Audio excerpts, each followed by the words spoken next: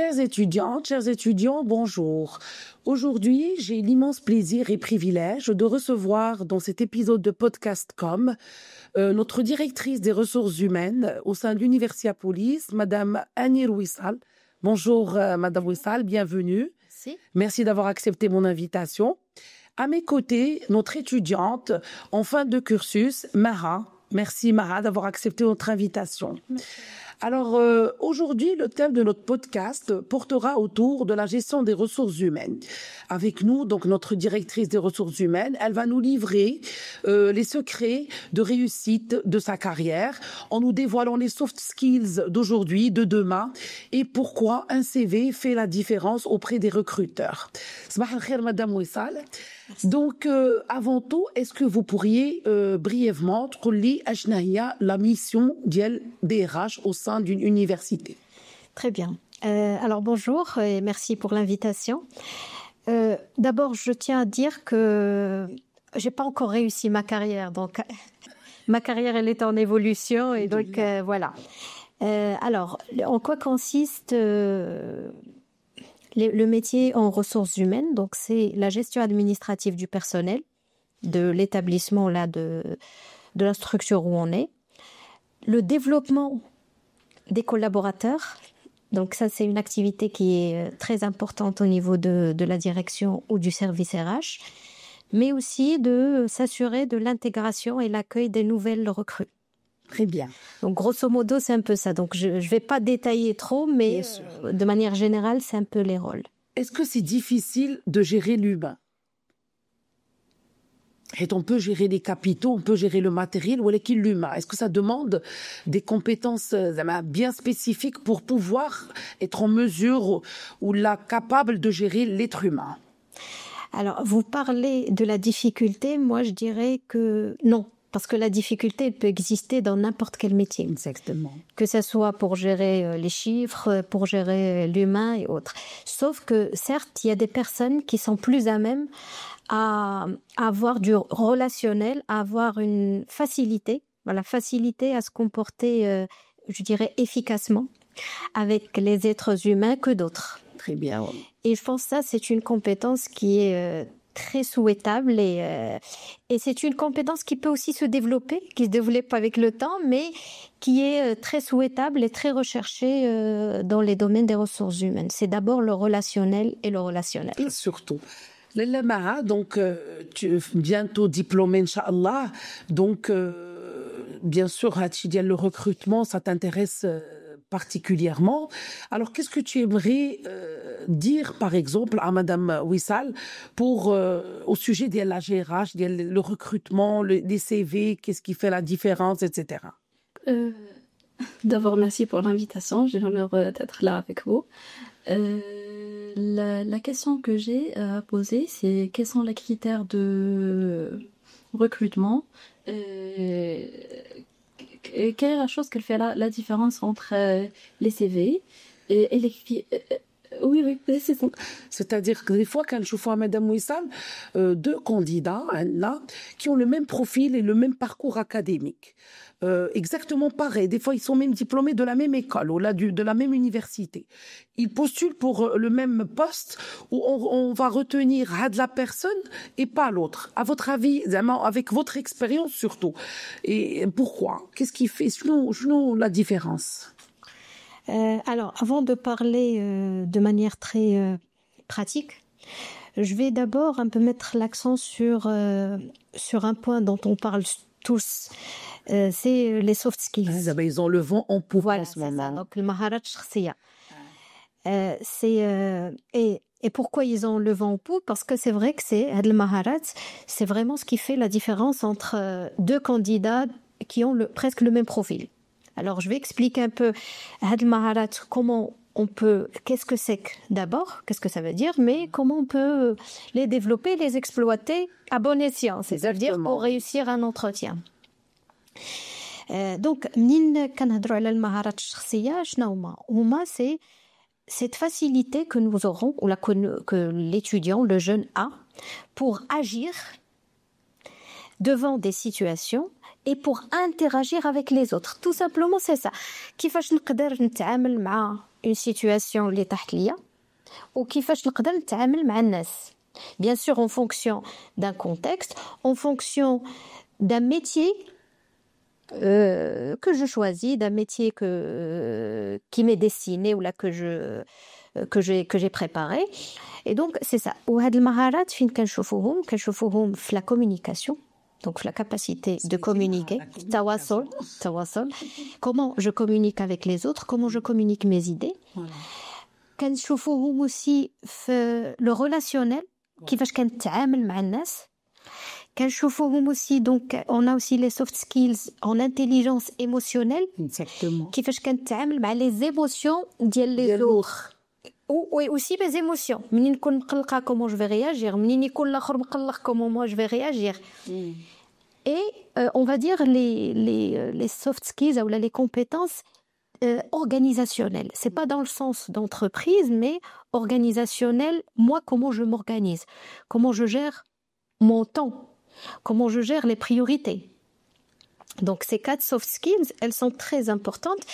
C'est ces soft skills qui me permettent de répondre, d'interagir avec un recruteur lors d'un entretien de recrutement et qui font la différence. Est-ce que c'est vrai, Madame Wissal, que la première impression, la première impression qui est entre guillemets tue, c'est-à-dire que منين كتجي دير un entretien d'embauche, mais la première impression qu'on fait, soit on sait qu'on va être recruté ou pas. Le recruteur liquidouse dès que l'entretien, il sait que vous êtes la bonne personne ou pas, mais la première impression.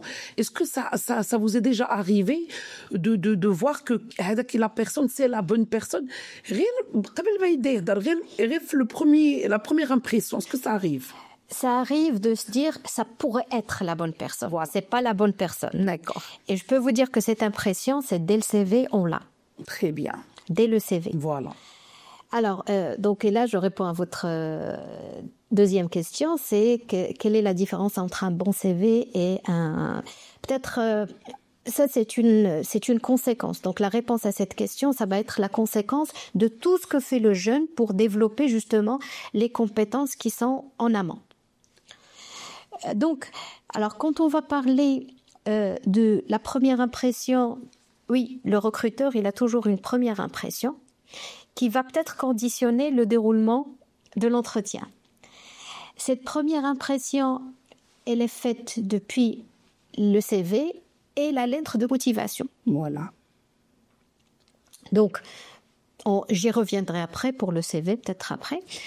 Mais pour conditionner cette première impression, moi je dirais que c'est le rôle du candidat. Alors, qu'est-ce qu'il faut faire? C'est pas une solution miracle que j'ai. On n'aura jamais ça. C'est des petites astuces qui peuvent aider. Voilà, mais j'ai plutôt une façon de faire. Voilà. Une façon de faire, et c'est ce qu'il faut vraiment retenir, c'est que si je veux réussir un entretien, c'est tout simplement, il faut le préparer. Il faut le préparer, il faut s'entraîner. Je ne peux pas passer un entretien et venir comme ça. Alors, quand je dis préparer et s'entraîner, ça veut dire quoi? Ça veut dire qu'il faut que je sache exactement. Donc, je postule pour un poste en communication, pour un poste en finance, pour un poste d'ingénieur. Il faut que je sache pertinemment quelles sont les compétences, que ça soit en hard skills, mais aussi en soft skills. Voilà. Parce qu'il ne faut pas oublier aussi le hard. C'est important. Donc, quelles sont les compétences susceptibles d'intéresser le recruteur dans ce métier-là ou dans ce poste. C'est pour ça qu'on vous demande avant de postuler ou là, avant de passer un entretien, de faire vos recherches. D'accord? Alors, et je donne toujours dans la mise en pratique, j'apprécie énormément une étude qui était faite en, 2021, d'envergure internationale, qui concerne certes les ingénieurs, c'est-à-dire on a posé à 1500 recruteurs, donc les grandes entreprises, on leur a posé la question, quelles sont les compétences que vous attendez des ingénieurs de demain? C'est vraiment les ingénieurs. Elle était consacrée vers les ingénieurs. Mais elle peut être, cette étude, à mon sens, c'est pour ça qu'à chaque fois j'en parle, elle peut être transposée sur l'ensemble des métiers. D'accord. Alors, la première, ils ont extrait de cette étude-là les top 5 ou là, le top 5 des compétences. Exactement. Attendez. Des compétences tous, oui. D'accord, le top 5. Donc, la première compétence qui est vraiment souhaitée ou attendue par les recruteurs, c'est l'expertise. On a parlé des hard skills, donc l'expertise, ça montre que je suis technicien dans ma matière, je suis expert, j'ai maîtrise. Voilà, expert dans mon domaine. Maintenant, là où je trouve aussi intéressant, je suis experte, oui. Vous êtes spécialisé en communication, donc vous maîtrisez un plan de com, vous maîtrisez tout le b.a.-ba, tous les fondements, toutes les connaissances théoriques de votre métier, chargé de com ou responsable de com ou autre, d'accord? Mais ce qui manque cruellement aux jeunes, ou la chose auquel on n'y pense pas, c'est de valoriser cette expérience ou cette expertise lors des entretiens. Alors, je reçois des candidats. Donc j'ai un master, j'ai une licence en finance, mais j'ai l'impression qu'ils en parlent timidement. Voilà, d'accord. Ils ne mettent pas en avant. Ils parlent pas du jargon d'un financier. Donc moi, quand je prépare mon entretien, mais il faut que je parle le jargon du métier en question. Technique, voilà, qui connote technique. D'accord, c'est pas souvent quand on est comptable ou on oublie de parler des états de synthèse, mais on parle bilan, compte des charges, le CPC. Donc on reste vraiment sur les choses très simples, alors que on peut aborder des choses plus compliquées dans notre métier et ça intéresse énormément le recruteur. Voilà. Et donc هو تيشوف بانك راه انت قد زعما راه عارفه شنو متمكن. Voilà. Donc cette valorisation, elle est très importante et je pense que un étudiant, il a du mal à être conscient de cela. Donc, il faut mettre en valeur. Elle est en communication digitale. Donc, en tant que, Inch'Allah, futur responsable digital ou la marketing digital, il faut, ce que dit Madame Wissal, il faut impérativement mettre en avant en utilisant le jargon, c'est-à-dire la terminologie spécifique. La personne il maîtrise. Exactement. Elle a de quoi il parle. Alors, pour anecdote, j'ai une nièce qui fait des études en kiné. Oui. Et il me disait, oui, donc c'est ma dernière année, et j'appréhende, j'ai peur. Donc déjà, il utilise le mot peur. J'ai peur parce qu'elle doit chercher du travail. Et Haïfa mène les entretiens. J'ai peur Et pourquoi tu as peur? Parce que j'ai pas d'expérience. Ah bon? Ah oui. Donc j'étais en voiture avec elle en discutant. Ah bon, tu n'as pas d'expérience? Non, j'ai pas d'expérience. Et pourtant, tu as fait des stages. Justement. Oui, j'ai fait des stages, mais bon. Et oui, c'est vrai que c'est pas très intéressant. Et Paul Morita, qu'est-ce que tu as fait dans ces stages? J'ai dû faire des massages. Alors comment elle les a appelés? Contre la douleur. J'ai oublié le mot. Un mot technique. Voilà, un mot technique. J'ai dû aussi faire des massages musculaires. Ah tu as fait tout ça. Et comment les clients, comment les patients, la rééducation. Voilà, quand tu as fini le massage, comment les patients, comment tu as vu le patient, qu'est-ce qu'il a ressenti après ton massage? Il me félicite, ainsi de suite. J'ai dit, tu vois, là, même si ce n'est qu'un stage, mais tu as appris des choses. Donc, si tu fais valoir ça pendant ton entretien et tu dis à la personne qui s'entretienne avec toi que pendant mon expérience, ne parle pas de stage. Et laisse la personne te dire, vous avez fait, tu as fait un stage, je sais plus, de musculaire ou un massage musculaire, et laisse-la te dire dans quel contexte. Et à ce moment-là, on lui dit, c'est en stage. Et tu engages, exactement. Donc là, qu'est-ce qu'on a fait? On a valorisé l'expérience, même si on se dit que le stage, c'est pas très important, mais on a valorisé beaucoup plus le contenu de ce stage que le stage. Parce qu'on a tendance justement à penser que amoindrir le rôle du stage. Là, le stage, justement, il est fait pour perfectionner et pour compléter ce qu'on fait déjà en cours.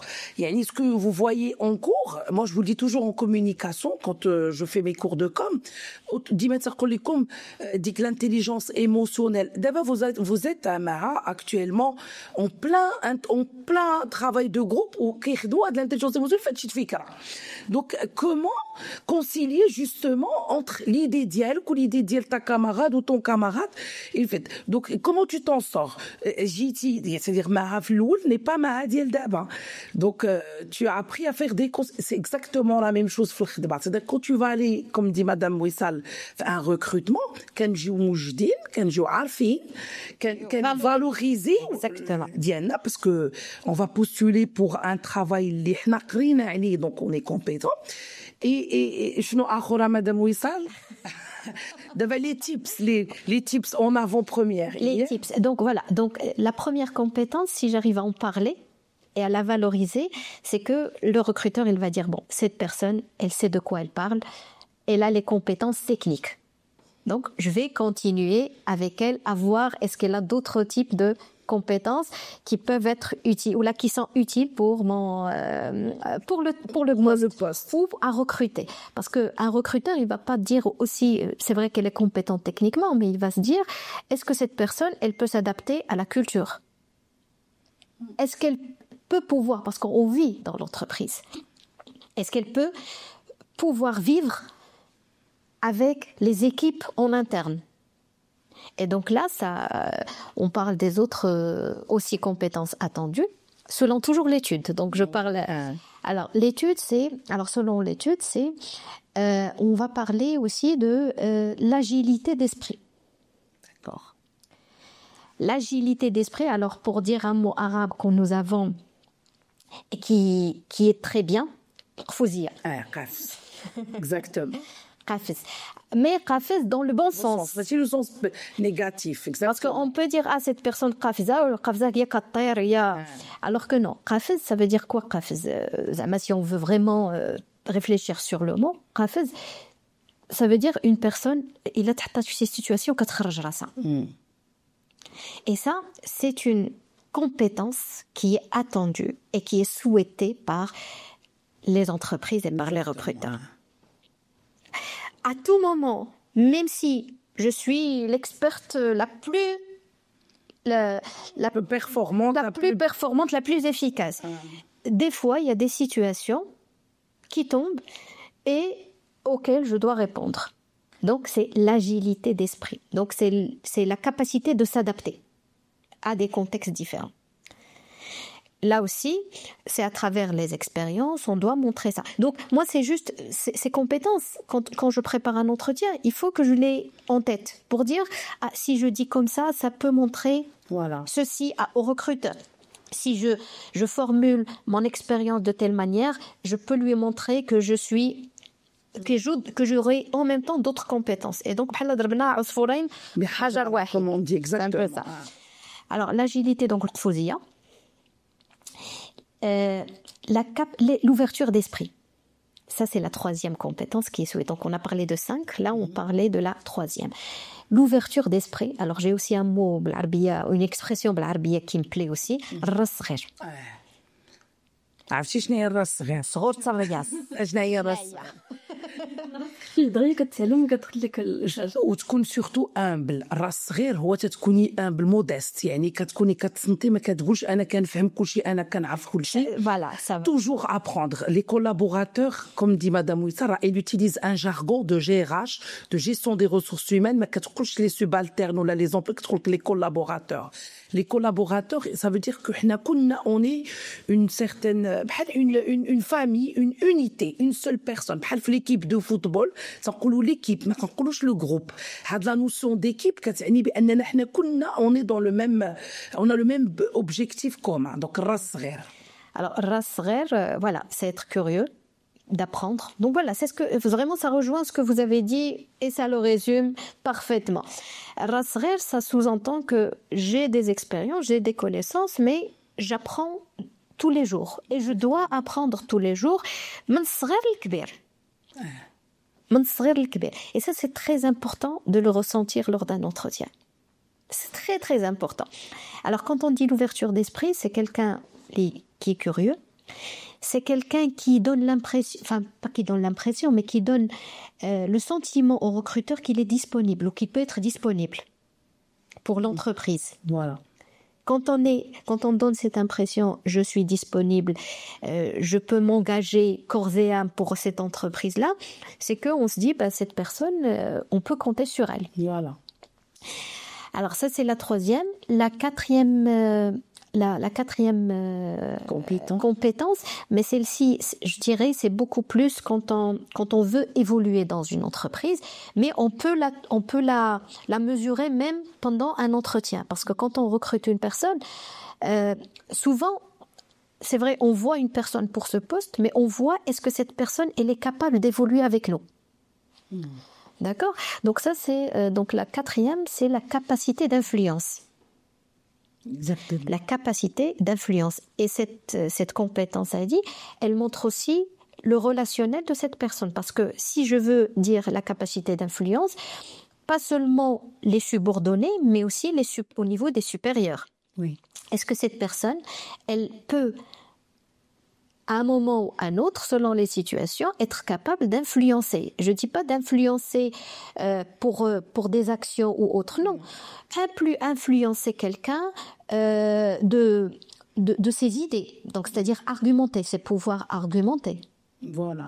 Argumenter. Si on prend une décision, est-ce que cette personne, elle sera capable de l'argumenter et de la justifier? Exactement, oui.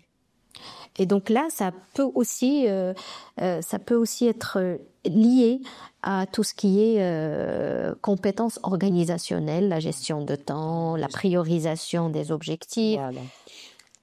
Voilà. Donc, les étudiants, parce que ce que ne savent pas les gens qui nous écoutent ou qui nous regardent, c'est que vous êtes aussi enseignante, vous êtes professeure universitaire, et donc vous enseignez justement des modules liés à la gestion des ressources humaines. Et je pense que Sentina, en tant que prof, vous avez dû avoir des étudiants qui disent oui, madame, on a beaucoup de choses, on ne sait pas comment. C'est la gestion. On vous apprend à gérer et à prioriser les tâches, parce que par la suite, vous ne pouvez pas dire ça à votre employeur. Là, il faut savoir madame Wissal, s'organiser, prioriser. Et ça, on le voit, je pense, que la personne, un peu, c'est pendant les entretiens. Pendant les entretiens. C'est vrai que c'est moins visible, mais on peut déjà avoir une idée. Mais on peut déjà avoir une idée, et si le candidat, il est conscient que c'est une compétence, et je pense que c'est l'objectif de ce podcast, c'est pour dire voilà qu'est-ce qui est utile pour réussir un entretien. Donc si on est conscient que c'est une compétence qui est très appréciée chez le recruteur, il faut que j'y travaille à l'avance.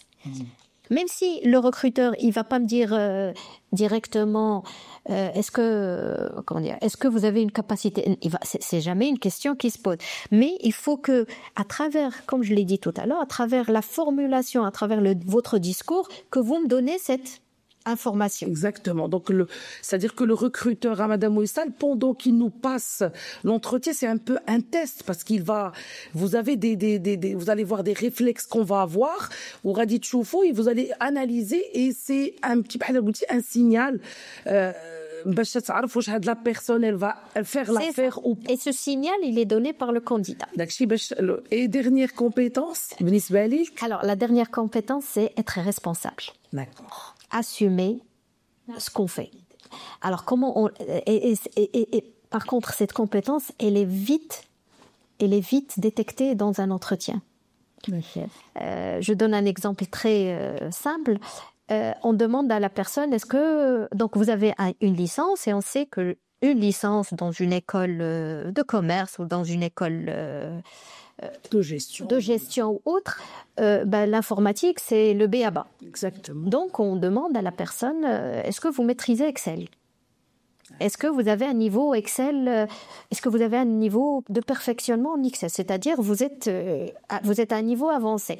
Et la personne me dit, ben non, j'ai pas de... Oui, je connais les bases, mais j'ai pas une connaissance approfondie d'Excel. Et pourquoi? Parce qu'on n'a pas fait ça en classe. Parce que pendant notre programme, on l'a pas fait. Alors, tout de suite, je vais dire à la personne d'abord, mais bon, vous l'avez pas fait, mais c'est une compétence qu'il vous faudra. Pourquoi vous n'avez pas cherché à la faire ailleurs? Voilà, exactement. Donc, tout de suite, moi, qu'est-ce que je dis? Il n'assume même pas ses responsabilités. Voilà, il n'est pas responsable. Il n'est pas responsable. C'est un petit truc, mais qui c'est important. Quand il va être sur un projet, à chaque fois, il va dire, on m'a pas donné les ressources. Alors qu'il faut que c'est lui qui aille chercher les ressources. L'équipe n'est pas efficace, n'est pas performante. Voilà, justement, là, justement, si votre camarade ou votre aide n'a pas fait, vous devez prendre.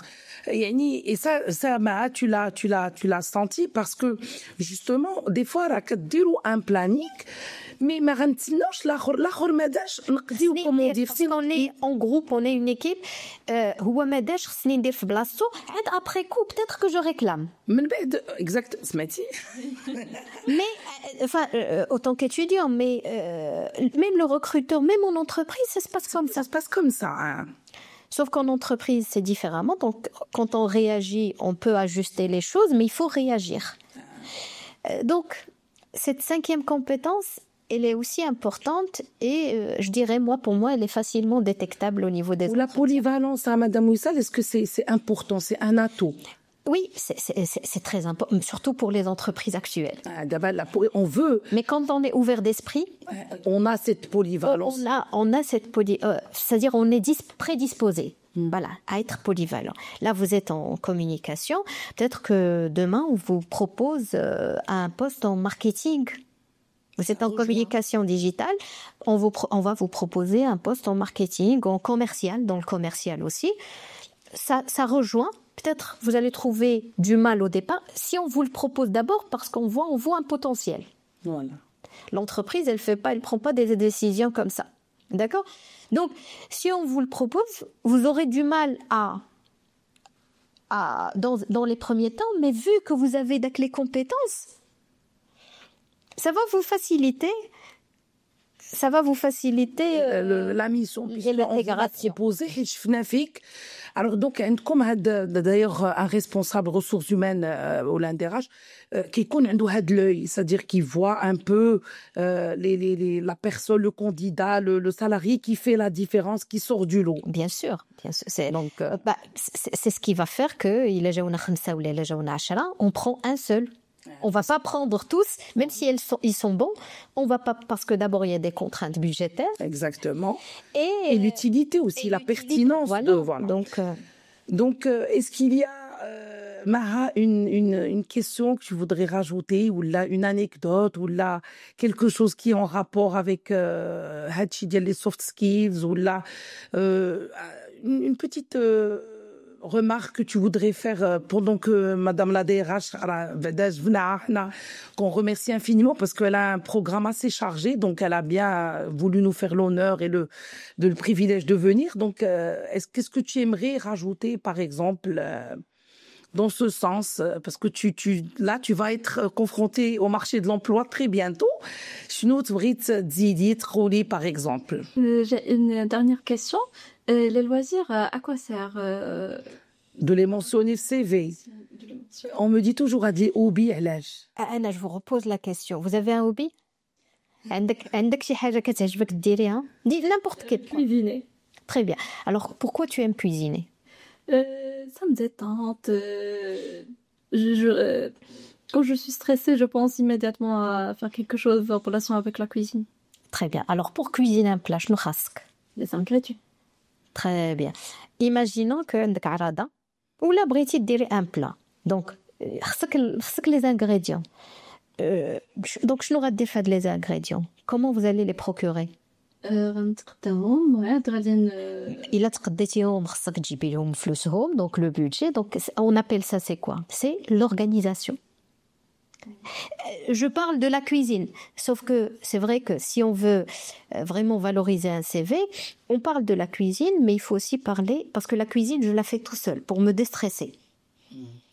Et la cuisine, ça pourrait déboucher sur quelques compétences, l'organisation, le détail aussi. Le sens du détail. Le sens du détail. Exactement. Donc, on peut, si jamais on est en entretien, on dit cuisine, on peut le valoriser. Et donc, l'organisation, le sens du détail, c'est aussi des compétences qu'on utilise en entreprise. La technicité, ne faut pas mélanger, il faut être précis. La patience. Voilà, la patience, l'envie la générosité, parce que quand tu cuisines, si tu es généreuse, et ça dénote des compétences. Fenty. Donc, après, c'est vrai que la cuisine, je le fais toute seule. Maintenant, il faut chercher un autre loisir qu'on fait, que je fais en équipe ou là que je fais avec les autres. Un sport. Donc les hobbies, Madame Moussal, un esprit d'équipe ou là il est solitaire. C'est exactement. C'est pour ça qu'il y a la partie loisir ou là la partie ça montre c'est une personne introvertie, extravertie, ce qu'elle est sociable et ce qu'elle est moins, etc. Madame Wissal, pour clôturer, trop d'assurance tue l'assurance. Est-ce que c'est vrai que quand on a un candidat qui est trop sûr de lui, ça risque de lui jouer un mauvais tour? Ça dépend des cas. Ça dépend des secteurs aussi. Ça dépend des cas, ça dépend des métiers, ça dépend des secteurs. Mais c'est pas une mauvaise chose. Mais sauf que trop d'assurance, il faut pas qu'elle doit accompagner avec la prétention. Voilà, parce que sinon cette personne peut être considérée comme elle prend beaucoup de place. Voilà, et ça peut faire peur. Exactement, une prétentieuse, ça veut dire que voilà, et ça se sentira rapidement dans un entretien. Exactement. Même, elle prend même pas la peine d'écouter le recruteur. Donc voilà, mais quelqu'un qui a une confiance en lui un peu exagéré, je pense que ça... Tout dépend du secteur, tout dépend vraiment de son comportement face au recruteur. Alors, je sais pas, une dernière chance avant de clôturer. Bien sûr. Votre dernière question, elle concernait le CV. Et c'est vrai que le CV, chacun il a sa propre lecture. Donc, les recruteurs, chacun il a sa propre lecture, mais il y a des choses qui sont très importantes à trouver dans un CV ou à ne pas trouver. Voilà. Si je pense, le candidat, s'il pense que la photo ne joue pas en sa faveur, ben il la met pas. Voilà. Autant ne pas mettre de photo que de mettre une photo non professionnelle, par exemple. Voilà, retoucher ou là... retoucher à la rigueur, mais qui rappelle la réalité. Voilà, donc les petits filtres manga ou là, ah non, ça c'est rédhibitoire. C'est hors de question, sinon c'est une photo qui est prise dans un contexte non professionnel et qu'on va la mettre. Ça, je trouve que c'est vraiment dommage. On gaspille nos chances pour rien. D'accord. Je pense que même la tenue sur la photo... Oui, donc il faut une tenue professionnelle. Voilà, la photo, elle est importante. Si je pense que la photo ne va pas m'apporter, autant ne pas la mettre. Ça, c'est dû. La deuxième chose qu'il faut qu'on retrouve, en tout cas, personnellement, moi, je pense plus le CV, il est simple. Quand je dis simple, c'est-à-dire où il n'y a pas beaucoup de couleurs, où il n'y a pas... de couleurs, épuré le mot exact. ماشي ما لقاش je pense que ça من de couleurs. مشارجي واللوانات وداك الشيء. اللوانات ما كيزيدوا والو. Au contraire, ça rend la lecture, elle dérange la lecture. Quand je postule si je postule pour un poste, alors que j'ai déjà des expériences ou de travail autant commencer par les expériences. D'accord. Autant commencer par les expériences pour les valoriser et de la plus récente vers la plus ancienne. Voilà. Et je passerai aux formations et je passerai ensuite aux compétences si on veut et par la suite aux hobbies et aux loisirs. Voilà. Donc, grosso modo, c'est un peu les remarques pour parfaire un CV. Qui soit épuré, simple, qui mette en avant le candidat, qui soit professionnel. Donc, même lors d'un recrutement, quand on passe entretien d'embauche, je vous le dis toujours, évitez de montrer que vous êtes stressé. Du coup, les types, des fois, avec le stylo, ça peut déranger, ça peut montrer que vous êtes quelqu'un qui ne peut pas gérer les émotions dialogue et surtout qui ne peut pas gérer les stress et les situations de stress. Alors, pardonnez-moi, Madame Yasmina, mais les recruteurs aussi, ce sont des humains. Oui. On est face à des situations où le candidat, il est stressé. D'accord ? Alors, il y a deux choses qui peuvent réduire ce stress. D'abord, je l'ai dit dans le premier, donc au début, c'est la préparation. J'ai bien préparé et je me suis bien entraînée. C'est l'entraînement aux entretiens. Et la deuxième chose, moi je dirais que c'est pas grave si on stresse. Parce que le recruteur, il sait que c'est une situation, il se met à la place. Donc, ce sont des humains, il se met à la place et il sait que dans une situation nouvelle, même lui, il peut stresser. Donc, il va mettre le candidat en confiance. Voilà, ça c'est quand on a un recruteur qui... Mais souvent, on est dans cette bienveillance. Dans cette bienveillance, voilà. Donc, dans cette bienveillance, et cette bienveillance, elle fait qu'on va réduire... Maintenant, moi, je suis convaincue, non seulement tant que du fait de mon expérience, mais aussi du fait de mon statut d'enseignante, un étudiant ou un candidat qui stresse et qui reste stressé, soit un candidat qui n'a pas préparé, soit un candidat qui ne maîtrise pas ce qu'il dit. Je pense que l'image négative, on voit exactement. Qui reste stressé, ماشي داك لو ستريس في الاول ماشي مشكل ستريس في الاول تقدر تدخل ستيلو تقول ستيلو خصني نحيدو كاينين دي مانيير كاينين دي تيك ولا دي شوز اللي ملي كندخلو كنخليوهم مي juste après quand on se met à l'aise راه كيتحيدوا. Exactement. Si on reste stressé tout le long de l'entretien, ça veut dire qu'il y a un problème. Ça veut dire qu'il y a un problème avec le candidat, pas avec, mais avec le candidat. C'est qu'il n'a pas bien préparé et c'est qu'il ne maîtrise pas ce qu'il dit ou ce qu'il va faire. وانا جي والله الا جو ما سخيتش بهذا ولكن bien sûr donc comme on dit la discussion le débat il était très enrichissant. Merci beaucoup pour ces tips que vous donnez aux étudiants. Nti la porte-parole d'Yalom. J'espère que le message a été passé, qu'il est clair. Donc il n'existe pas de recette miracle. Non. Tout est une question de préparation, de polyvalence, d'empathie et d'écoute. Oui, il faut être là, il faut écouter, il faut se préparer, il faut savoir gérer, il faut rassurer, comme elle a dit Madame Wissal. Pour ma part, donc notre épisode podcast comme consacré aux soft skills et GRH se termine. Je vous donne rendez-vous pour un prochain épisode. Merci beaucoup à Madame Wissal encore une fois pour tous ces conseils et pour votre temps. Merci Maha aussi pour toutes ces questions et pour ce débat. Et je vous dis à très bientôt. Merci.